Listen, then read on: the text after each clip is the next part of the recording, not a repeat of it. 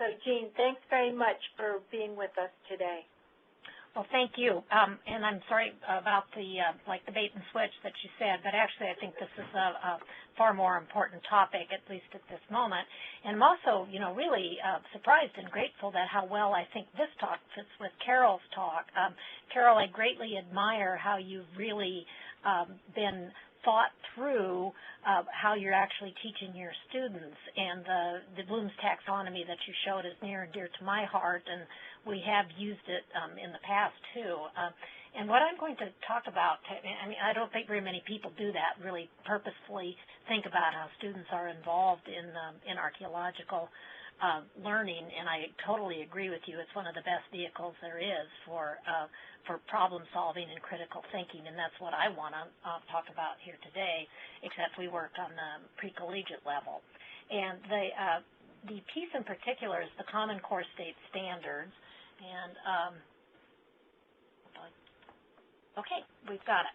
And so the goals of this session are to give you just a brief overview of what the Common Core State Standards in English language arts are, and to review how we've done the alignment with Project Archaeology investigating shelter, and then just to introduce a little bit about the Common Core mathematics, next generation science standards, and I should have added the C3 framework, which is the social studies standards. So that's what we'll be looking at. So I'll just ask you real briefly, what do you already know about the Common Core State Standards? And what questions do you have? I don't know if people want to answer. I'll just let you can either just think about this to yourself. What do you know about it? You probably, has anybody not heard of the Common Core State Standards in the news? Completely new? Well, this is Karen. I have young children, so I know about the Common Core Standards. Mm-hmm. Yeah. Okay, so it's coming into the news. It's become a political football here just lately, but I'll give you the education background for it. Any questions that you have about it? Karen, you said you're just interested in it because of your kids. So anyway, keep those in mind. So they are a new set of standards. It was developed first published in 2010, and it came from the Governors Association. And the project was begun in 2007 or 2008, but the publishing was in 2010. And these are a set of core standards for the knowledge and skills for K-12 to graduate from high school, and the idea of succeeding in college courses and workforce and training programs. So they're aligned with both college and work expectations, so that when kids get out of high school, they're ready to go. Rigorous content and application of knowledge through these higher order thinking skills that Carol was talking about. They build upon the strengths and lessons of current state standards. In most cases, like in Montana here, Montana's not too worried about developing their own standards because they're just correlating to existing standards. And I think that's what quite a few states are doing. Some states are developing new standards based on it, but not all of them. And they are informed by top-performing countries, so students are prepared for global economy and society, and they're all evidence-based, too. Meaning in the educational research. Now, just an example, this is the Lexile measure of reading level, so it's just a kind of reading level. So at the present time, the high school literature is in this level that you see here with the bar. College literature is here. High school textbooks, college textbooks are here. And then we jump to military manual. So if a student went from high school straight into the military, they'd be expected to, at a college level, which is above that high school bar there. So the manual's there. Same with personal use. Think about your instruction manuals for electronic equipment. I don't know about you, but I don't know that I get those all the time. And entry-level occupations are all above what a student graduating from high school would be expected to know at this time. And then the SATs are a little lower than that. So so finding that high school is just simply not preparing young people for careers and even to go into college. All right, so up till now, 45 states in the District of Columbia, 3 territories have formally adopted those, and now you've probably heard in the news that some states may be backing out of this. Texas, Nebraska, Alaska, Minnesota, Virginia, and Puerto Rico have not yet adopted, but I'll qualify that. I think in Alaska, the Anchorage School District has adopted it, and that's half the population of the state there. Minnesota has adopted the English language arts. Texas is rewriting their own. It's going to be very similar, but they're going to call it something different because they're Texas and they do that. But so it's really coming. And even though it is kind of a political football, we're finding working with educators, they're just doing it. They know it's coming, and they're just doing it. And actually, I think it's, and I think most educators agree that if it's implemented as envisioned, it's a really good thing. There's 2 categories: the college and career readiness. I talked a little bit about that before, and then the K-12 standards, what their expectations are from elementary through high school, and they are grade specific. So that is a change rather than just a bunch of things, like grades 1 to 3 and 3 to 5 and things like that. It's very grade specific that they will be reading at a certain level by the time they are done with 5th grade, so that they're ready to read this next level in 6th grade. The assessments that are an important part of it, and I think this is an effort, and I hope this works, is to separate the testing from the textbooks. And in the past, the testing and the textbooks have been written by the same people. So then you get the teach to the test sort of deal. And the nation is divided up into 2 testing consortia. One is PARC at the top there, and then SBAC. Montana happens to be in the SBAC consortium. And, of course, these assessments are beginning this year in some states. They've already started in some states. But these are consortia that are building these performance-based tests, and that kind of comes back to Carol's presentation. So what are you actually doing? How do you solve problems? How do you take all of your knowledge and solve problems? And so they're building these tests that will be they're all online, and they will be computer graded, which is really hard. And interestingly, we just got a call from the contractor for the PARC, and they want to use our dendrochronology lesson as a performance-based assessment. So archaeology will be in these national tests, so that's a cool thing. So if you want more information, there's the website to go to, and you can download the standards. So I'll kind of move us along here. There's 3 main sections. So there's the K-5, and that's really cross-disciplinary.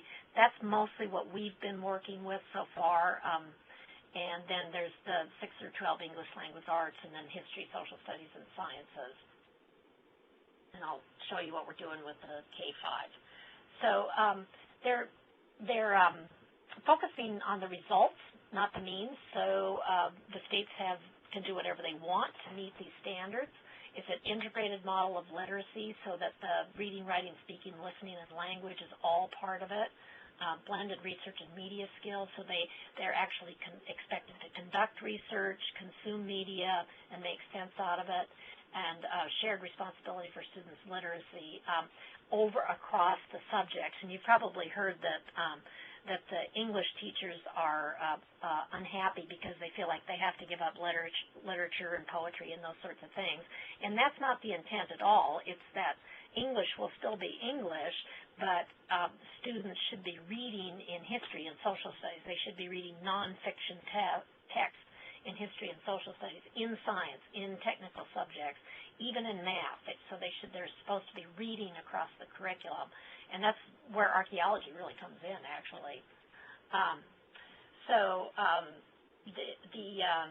The text complexity that I've talked about, lots of writing in there, speaking and listening, as Carol was talking about, the flexible communication and collaboration. So it's all about writing and speaking and reporting results and working collaboratively.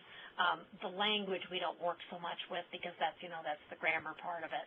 And then finally, the whole thing is about inquiry. And that's what I've been waiting my entire career for, that we have standards that are actually about inquiry, because that's what archaeology does extremely well, and that's what we've done well for the past 25 years that we've worked with Project Archaeology.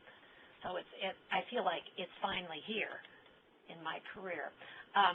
So here's just a table at grade 4. These are the expectations. The students will be reading 50% literature and 50% informational text. It's been the other way around. It's been much heavier on the literature in the past. By 8th grade, they will start to shift toward more informational text and less literature. And by 12th grade, it'll be 70% informational text. And again, that's across the curriculum.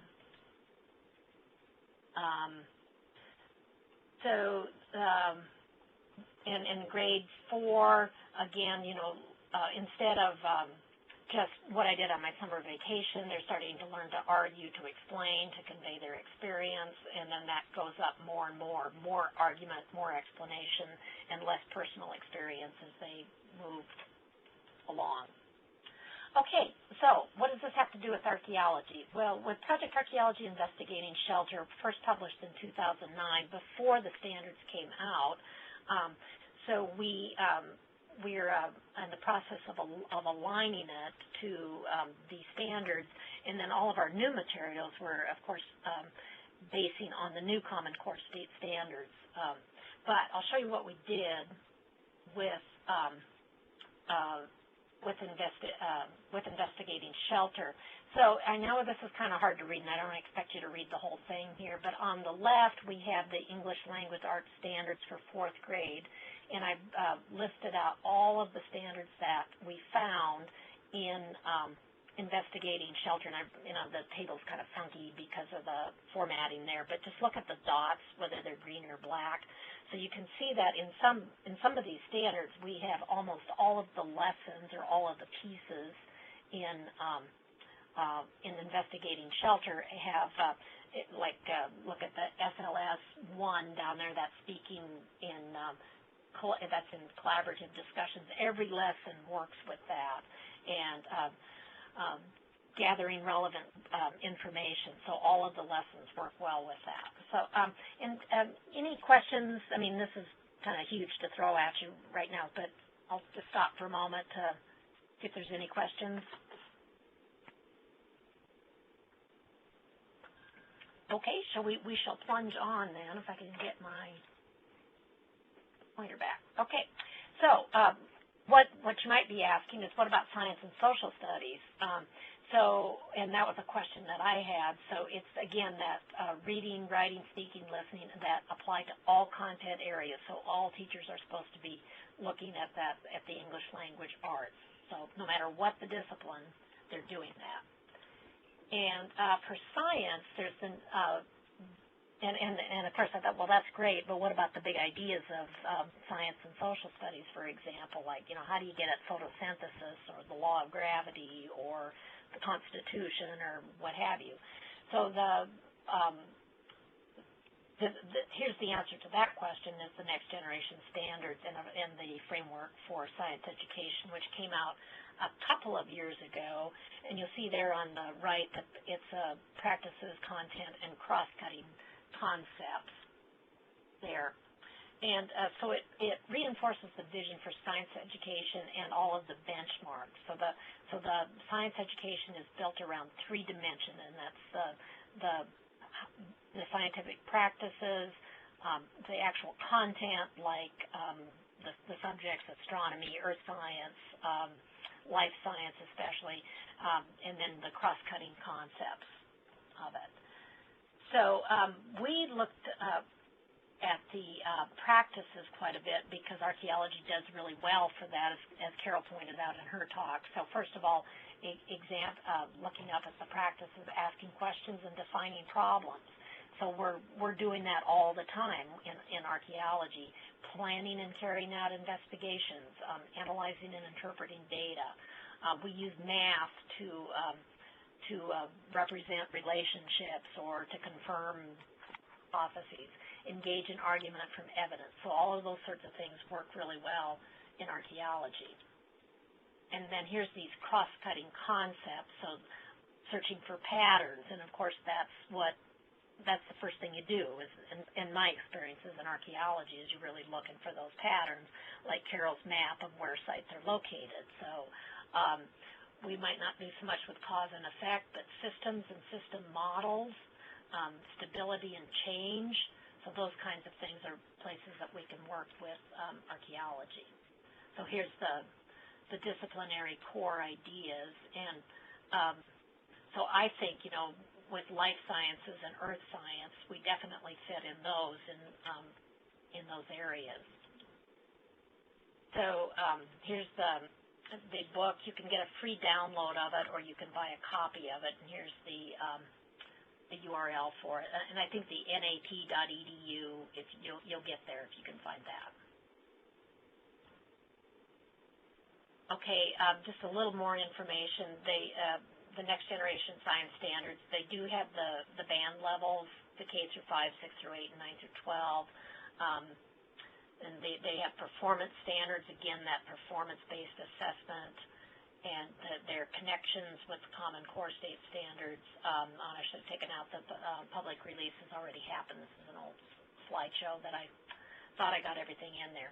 So just to see what a performance standard example looks like, you've got the practices there, analyze and interpret data to explain that, and the core idea about energy, the kinetic energy of an object is proportional to the mass of the moving object and grows with the square of its speed. So it looks at all three of the cross-cutting pieces there. Okay, so here's Project Archaeology investigating shelter with the practices that I mentioned. So again, we're able to meet quite a few of those practices, and I know you don't have time to read all of that right now, but we're able to do that. And I didn't talk about math because we haven't done a whole lot with math yet, but that's in the standards as well. And we want to develop new materials that look at math more, and we have some in the works. But that in the Venn diagram, really looking at that sweet spot in the middle, and I think archaeology can be there.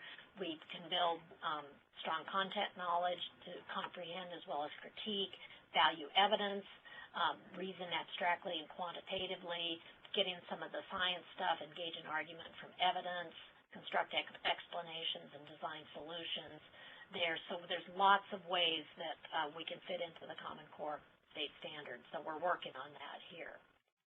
So then what about social studies, which has been typically our biggest audience for archaeology in my career. The new framework came out,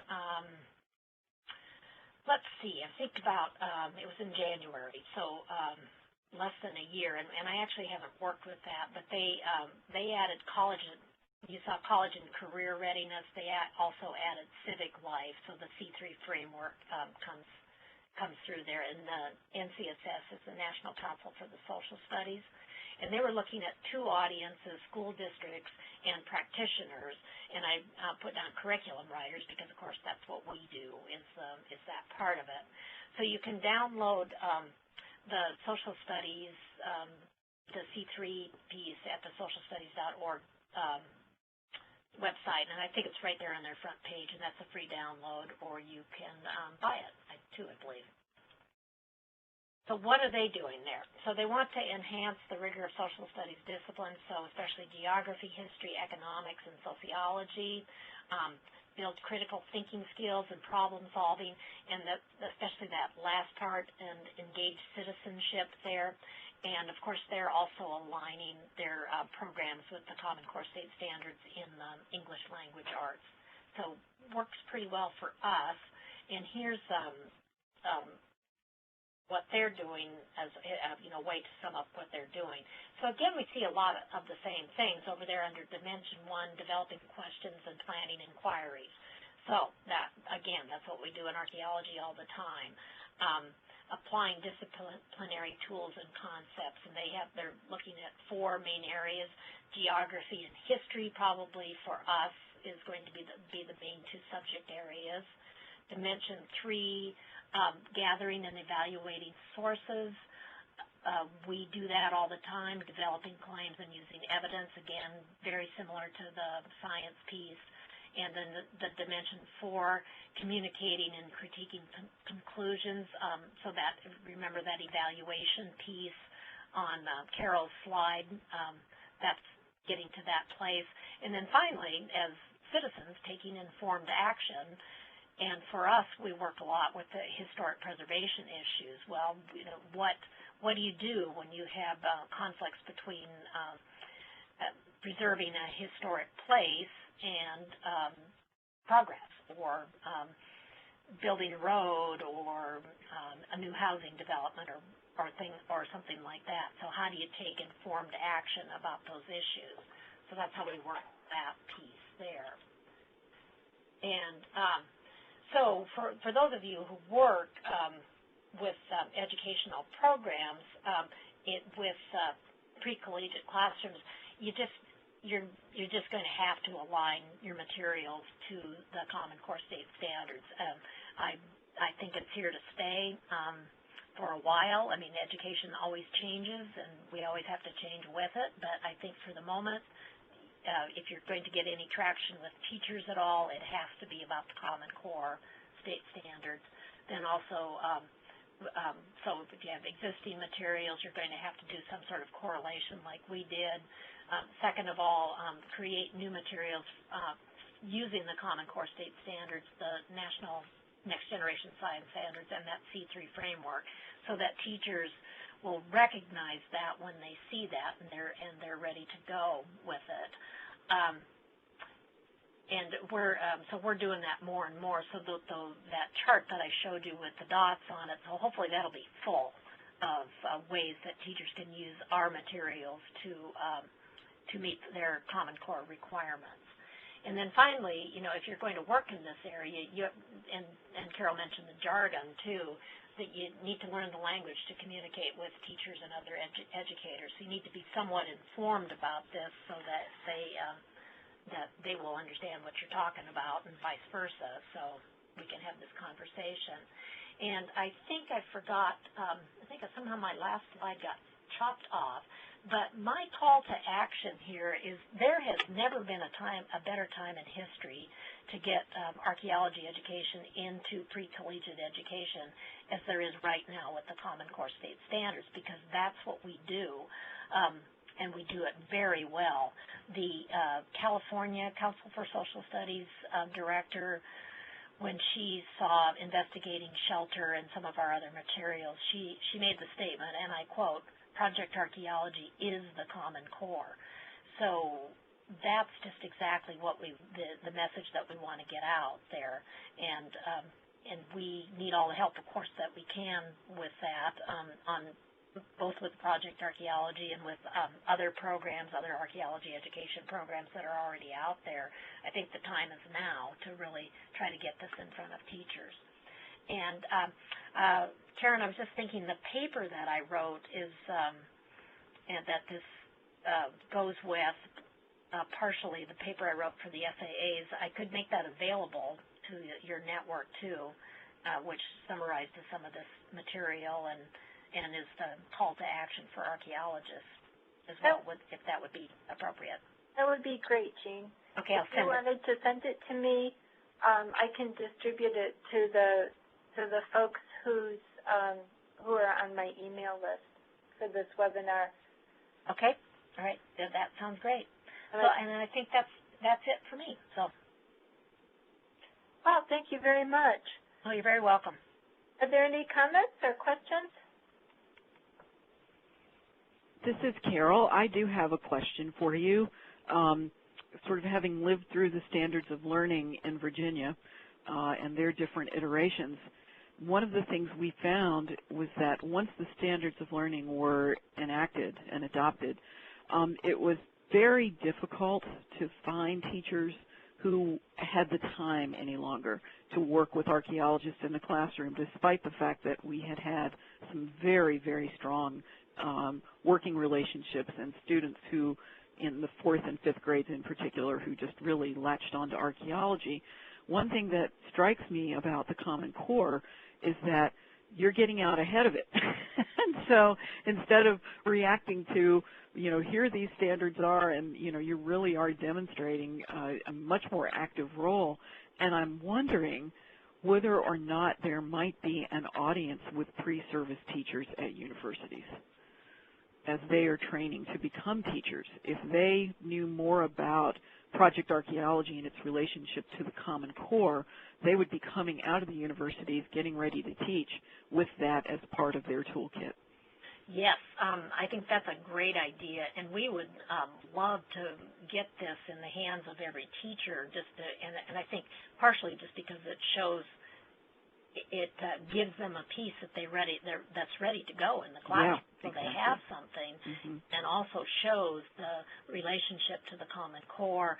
And we also used understanding by design to develop the material. So for those reasons alone, and the pre-service teacher area has been kind of a tough nut to crack. It would be nice if we were able to be in the social studies methods course, at least presenting this as a piece to have. And I'm sort of stunned that still the teacher education is all about showing teachers how to develop their own lesson plans, whether they have any knowledge of the subject matter or not. And it seems to be it should be more about finding pieces like investigating shelter or or SOS, which is which I can't think of the acronym, which is the science, the really good science thing. So actually finding things that exist and learn how to use them, and learning how to help your students make the conceptual leaps between them seems far more valuable than asking every teacher to reinvent the wheel in every subject all the time. So that was kind of a long-winded answer, but yes, I think that would be would be so desirable to have that in colleges, and I would love to work with James Madison to help you do that if you think that that's an opportunity. We have 1,000 pre-service teachers. Yeah. We are a teaching college. Yeah. So think if even half of those were armed with materials that are ready to use in the classroom. So exactly. Yeah, it seems like it would make it so much easier for them to be successful, and also get out some really important messages too. So let's talk. Okay. This is Karen. I think that's a great idea. When I look at my kids' teachers, and my kids are in this K through 6 or K through 5 age range, many of the teachers are just so overburdened. It's very hard for them to consider adopting anything that's not mandated in the classroom, to take on new things. Do you have any strategies for encouraging teachers to take a look at investigating shelter? Yeah, well, that's a good question, and I always say that when I get presentations just about Project Archaeology, and I talk about all the good things that we've done, and then I say we have three main challenges, and they are marketing, and marketing, because it is really hard to get teachers interested in this. Once they are, they're converts.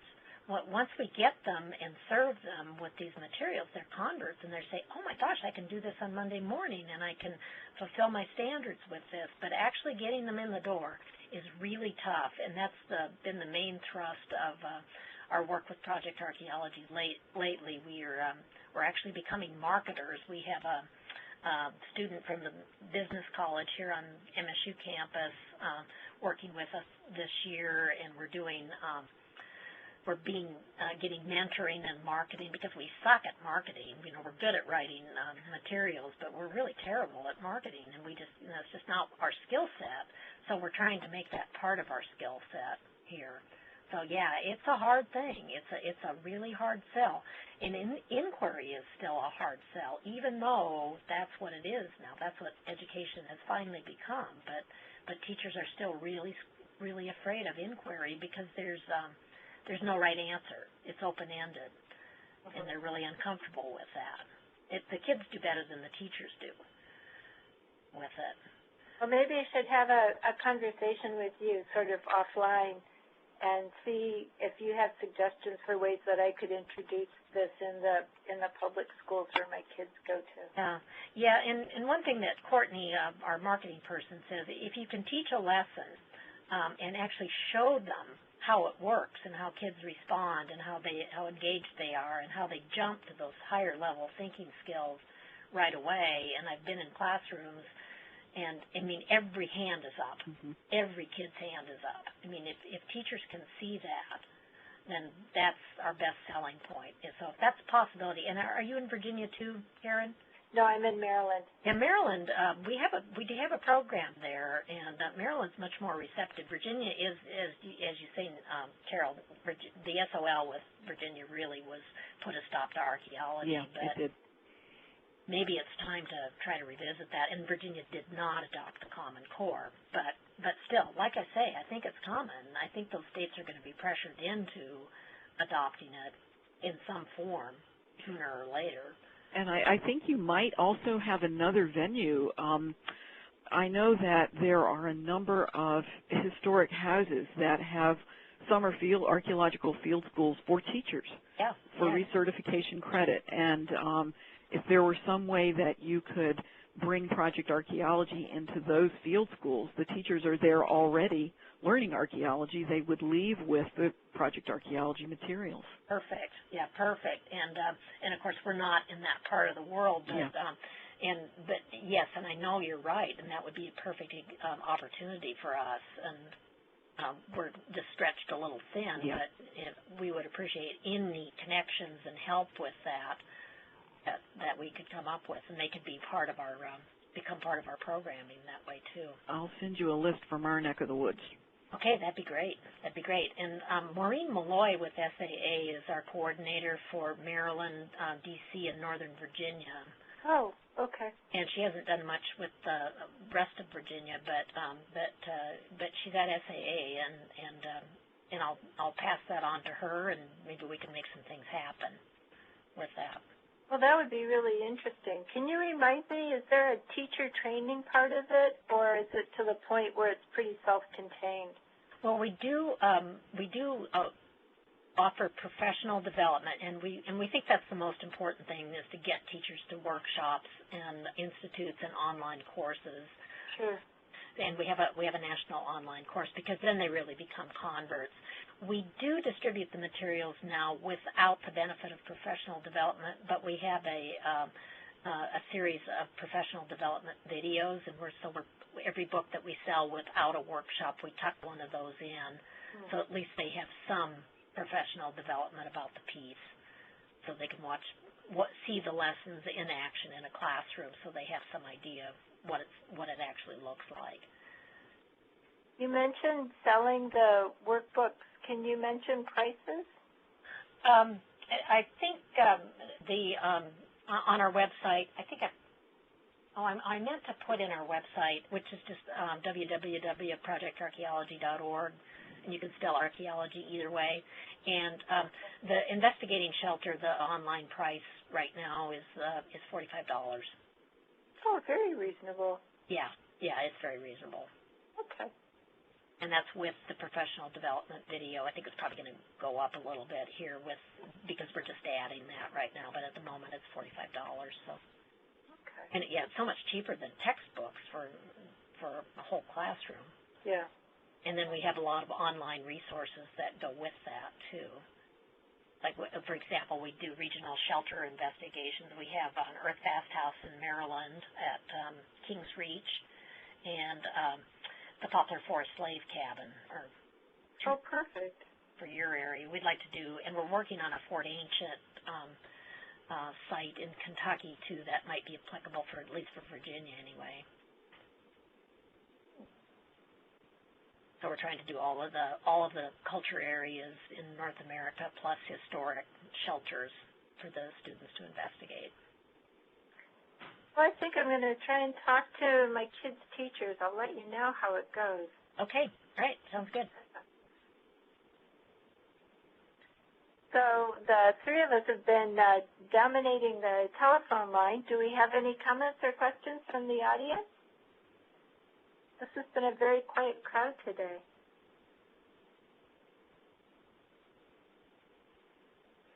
No. Well, do you ladies have any last comments or things that you'd like to say? I would like to say that I just really appreciate the opportunity and look forward to talking with anyone who is interested further about the work that we're doing. And again, very glad that these two presentations were together because they are very much linked. Yeah, it was meant to be, I think. Yeah, and same here. So thank you for the opportunity, and I'm always looking for ways to get this information out. So thank you, and I will send you the paper that I wrote. Oh, thank you very much. No, it was great to have the two presentations together. It made a very good synergy, I think. And I've been after Jeanne to reschedule her presentation from earlier in September, and this worked out really well.